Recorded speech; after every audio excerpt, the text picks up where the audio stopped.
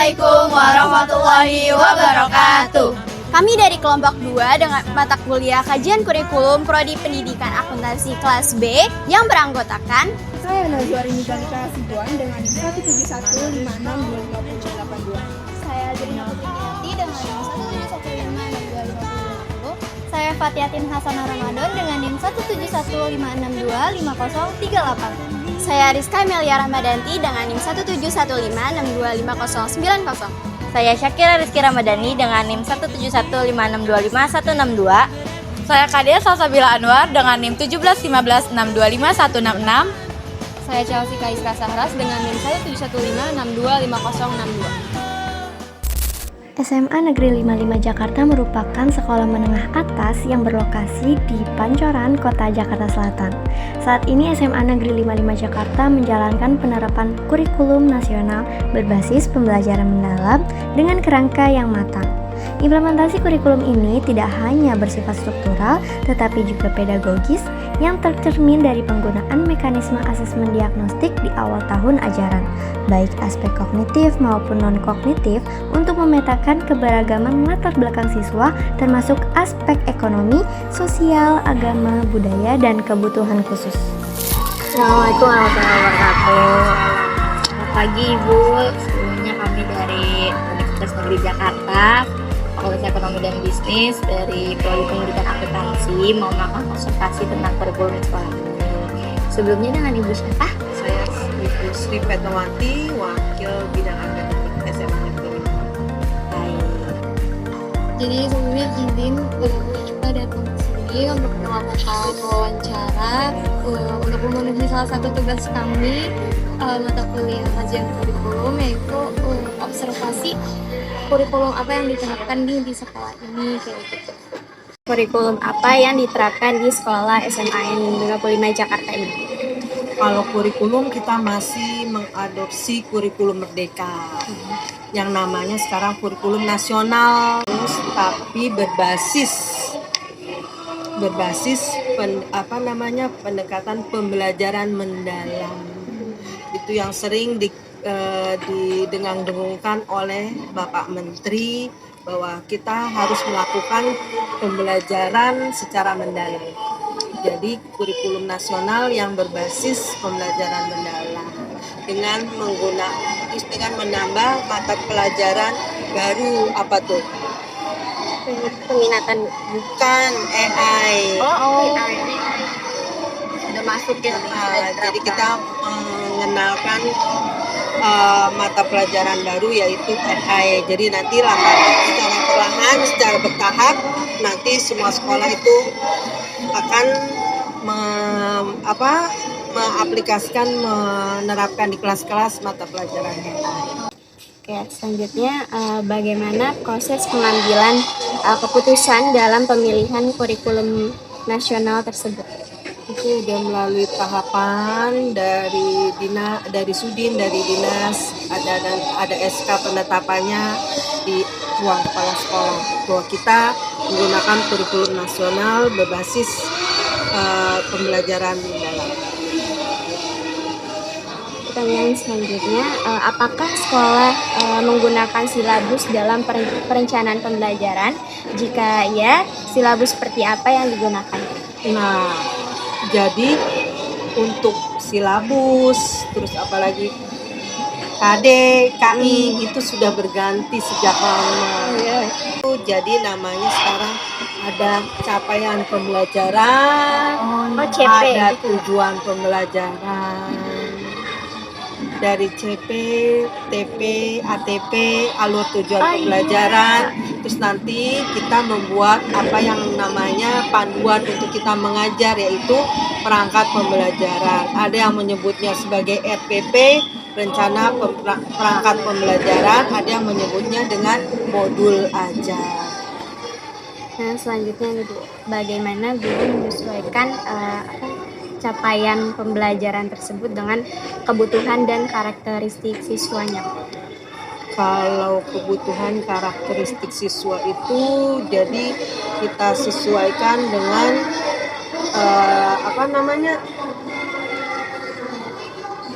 bagaimana kita tahu bahwa murid yang kita ajar itu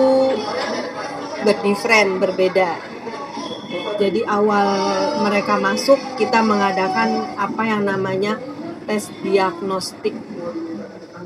Ya. Ya, diagnostik. Nah, itu kalau secara umum namanya tes diagnostik non kognitif. Itu biasanya BK yang melakukan. Jadi dari situ kita tahu tuh anak ini pertama dari segi ekonomi gimana, kan ternyata beragam. Terus dari segi sosial juga ternyata beragam. Terus kemudian dari ekonomi, sosial, agama juga kan beragam, nggak semuanya muslim. Kemudian dari segi budaya juga beragam, nggak semuanya di sini orang Betawi, ya kan? Ternyata ada juga yang etnisnya beda juga, ya etnis Cina. Mungkin karena dia malu, kadang-kadang dia kalau lagi pergaulan nggak mau menunjukkan, tapi mereka ada ya, cuman nggak banyak ya, 1-2 paling. Ternyata masih ada keturunan etnis Cina. Kemudian ada juga yang terakhir yaitu masalah intelektual, anak kebutuhan khusus. Jadi kita tahu di situ kalau anak kebutuhan khusus mereka itu masuknya udah beda jalurnya, jalur inklusi, dan mereka harus menyertakan surat bahwa mereka itu adalah anak kebutuhan khusus, dan mereka punya istilahnya karpet merah, langsung masuk, kan ada presentasinya itu. Jadi mereka masuk, kita persilahkan karena sudah ada dasar hukumnya bahwa mereka masuk di sekolah ini tanpa harus jalur tanpa tes, karena mereka punya tadi surat sakti itu gitu. Jadi dari tadi tuh tes diagnostik kita tahu tuh keberagaman. Nah dari situ kemudian tes yang berikutnya adalah namanya tes diagnostik kognitif. Itu dilakukan oleh guru mata pelajaran. Kalau tadi non kognitif dilakukan oleh guru BK, diagnostik kognitif dilakukan oleh guru mata pelajaran. Nah dari situ kemudian guru itu nanti akan melakukan pembelajaran di kelas itu berdasarkan kebutuhan siswa, kan tahu tuh, oh ini siswa nanti yang di kelas ini begini, secara ekonomi begini, secara sosial begini ya. Nanti kita jadi tidak bisa serta-merta menerapkan hal yang sama, memperlakukan yang sama pada semua kelas. Karena ada kelas-kelas tertentu, oh ini senangnya kelas ini belajarnya senangnya diskusi, kalau ini senangnya dia mendengarkan gitu. Jadi nanti kita ada penekanan tertentu supaya mereka semua siswa di sini semuanya bisa aktif. Itu sih sebenarnya yang kita harapkan. Pertanyaan selanjutnya tuh bagaimana sih sekolah menganalisis dan mengimplementasikan standar kompetensi kelulusan? Kalau standar kompetensi kelulusan, kalau sekarang jadi sebelum kita ada standar kompetensi lulusan, kita ada itu namanya KKM, kriteria. Kalau dulu namanya KKM, kriteria ketuntasan minimal. Nah sekarang namanya KKTP. Nah KKTP itu jadi mulai dari yang kurikulum merdeka itu kita sudah menerapkan apa yang namanya KKTP, bukan lagi KKM, kriteria ketercapaian tujuan pembelajaran. Nah KKTP itu yang kamu terima tuh waktu sekolah. Selanjutnya bagaimana cara sekolah memastikan ketercapaian CP atau capaian ketercapaian tujuan pembelajaran. Jadi untuk KKTP mengukur bahwa itu anak itu tuntas atau tidak, ya kita dilihat dari ini tadi. KKTP, kriteria ketercapaian tujuan pembelajaran. Tujuan pembelajarannya apa sih? Gitu. Nah, itu kalau sudah mencapai KKTP di sini minimal 75. Di bawah 75 berarti dia harus remedial. Nah, kalau sudah sesuai KKTP-nya, dapat misalnya KKTP sosiologi, dia misalnya peserta didik mampu menganalisis mengenai hubungan perilaku individu di dalam kehidupan masyarakat. Nah, kalau sudah mencapai nilainya mencapai 75, berarti dia sudah mencapai KKTP. Jadi tidak perlu lagi remedia dan dianggap sudah tuntas. Tapi itu pun kita tidak mengharapkan hanya nilai minimal 75, tapi kita mengharapkan lebih dari itu. Karena supaya mereka bisa berkompetisi di luar. Karena di luar kan nilai tinggi-tinggi ya, bersaing. Oke. Selanjutnya ini langsung ke beban belajar siswa. Nah, saya mau tanya, berapa total jam belajar siswa per minggu? Per minggu 45 jam pelajaran. Terus juga bagaimana pembagian beban belajar untuk masing-masing peminatan atau jurusannya? Kalau untuk kurikulum nasional berbasis tadi pembelajaran mendalam, kita tidak ada lagi peminatan, ya kan? Kita waktu kelas 10 sama semua. Iya. Terus pas ketika mereka mau naik kelas 11, nah mereka diarahkan, ya nggak? Diarahkan mereka sesuai dengan memilih mata pelajaran sesuai dengan minat, bakat, dan kemampuan.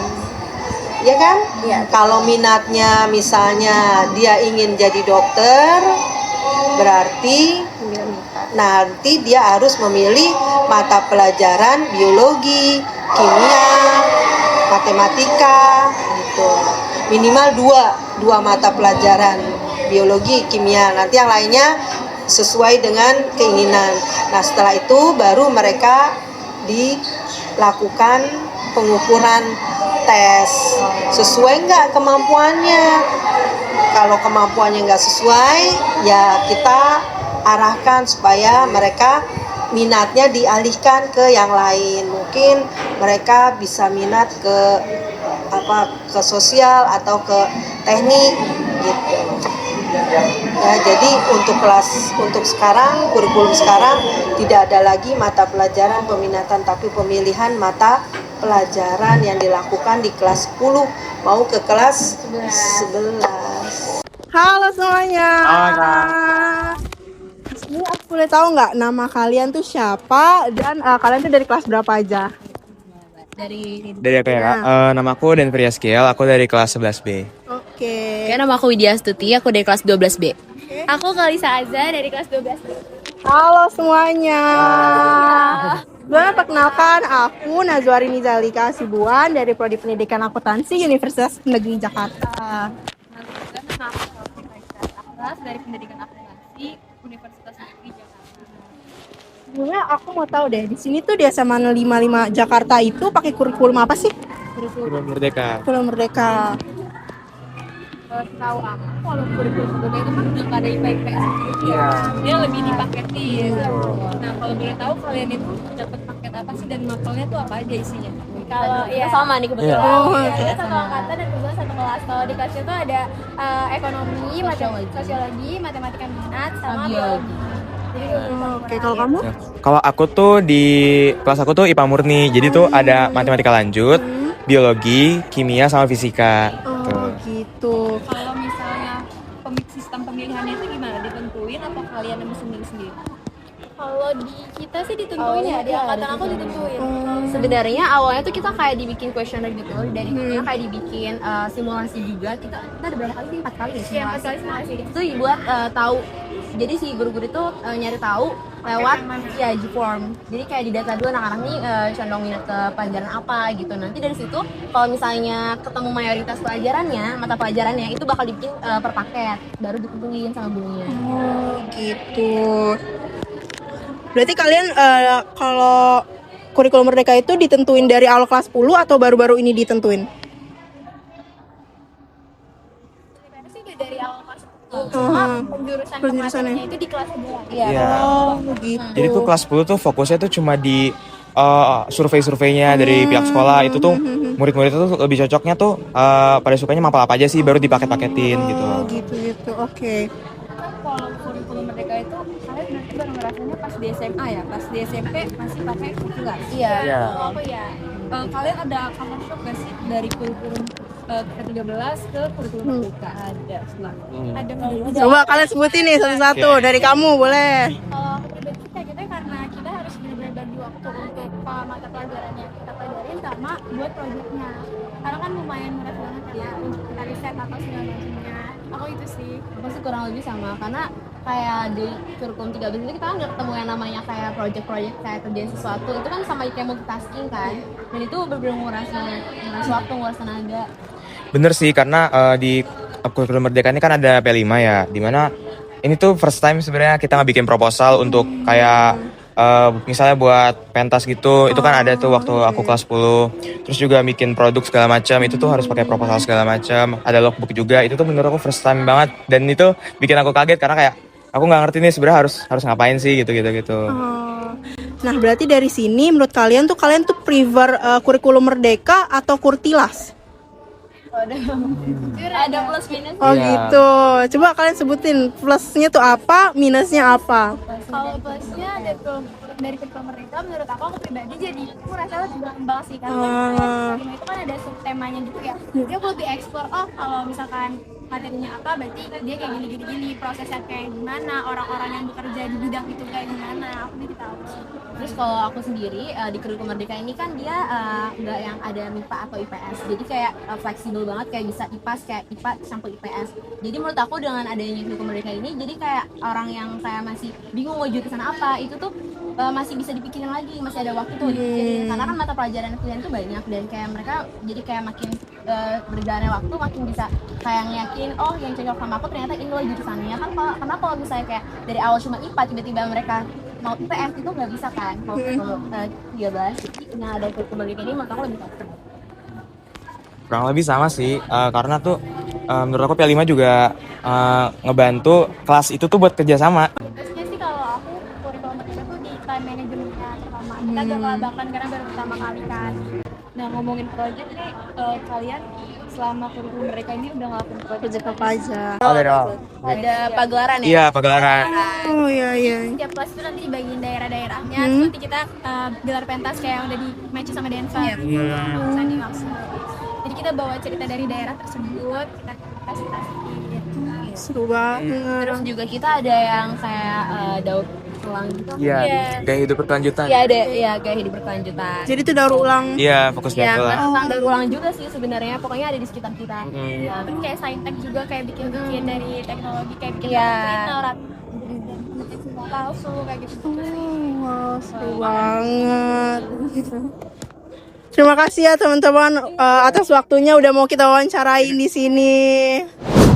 SMA Negeri 55 Jakarta memiliki berbagai strength atau kekuatan, mulai dari sumber daya manusia yang kompeten dan tersertifikasi, profil murid yang beragam serta berprestasi, hingga kegiatan kesiswaan yang aktif dan fasilitas pembelajaran yang memadai.